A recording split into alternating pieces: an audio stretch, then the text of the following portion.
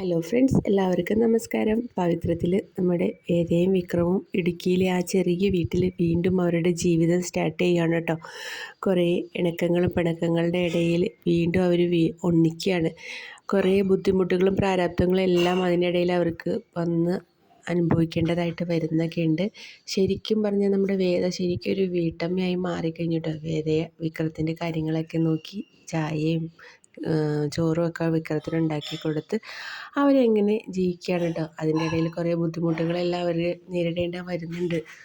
അവർക്ക് അവിടെ തന്നെ കീവർഗീസ ആ തേയിലത്തോട്ടത്തിൽ തന്നെ ഒരു ജോലി ശരിയാക്കി കൊടുക്കുകയൊക്കെ ചെയ്യുന്നുണ്ട് കേട്ടോ. അതിൻ്റെ ഇടയിൽ അവർക്ക് കുറേ അധികം ബുദ്ധിമുട്ടുകൾ നേരിടേണ്ടതായിട്ട് വരുന്നുണ്ട്. അതിൻ്റെ ഇടയിൽ തന്നെ നമ്മുടെ അനിയൻകുട്ടനെ കാണാതാവുന്നുണ്ട്. അവരകത്തേക്ക് കയറി ചെല്ലുമ്പോൾ വാതിലൊക്കെ തുറന്ന് കിടക്കുന്ന കാണുന്നുണ്ട്. അനിയൻകുട്ടനെ ഇനി ശ്രീകാന്തിൻ്റെ ആളുകൾ തട്ടിക്കൊണ്ട് പോയോ എന്ന് തന്നെ സംശയം വരികയാണ്. അങ്ങനെ വേദയും വിക്രമും കൂടി ആ തേയിലത്തോട്ടത്തിൻ്റെ ഉള്ളിൽ കിടന്ന് അന്വേഷിക്കുന്നുണ്ട് കേട്ടോ. എന്തായാലും നമുക്ക് കാത്തിരുന്ന് കാണാം. എന്തായാലും നമ്മുടെ വിക്രത്തിൻ്റെ കയ്യിൽ നിന്നും അനിയൻകുട്ടൻ കൊണ്ടുപോകാൻ ശ്രീകാന്തിന് കഴിയില്ല എന്ന് തന്നെ നമുക്ക് വിചാരിക്കാം. അപ്പോൾ നമ്മുടെ വീഡിയോ ഇഷ്ടമെങ്കിൽ ലൈക്ക് ചെയ്യാനും ഷെയർ ചെയ്യാനും സബ്സ്ക്രൈബ് ചെയ്യാനും മറക്കല്ല കേട്ടോ.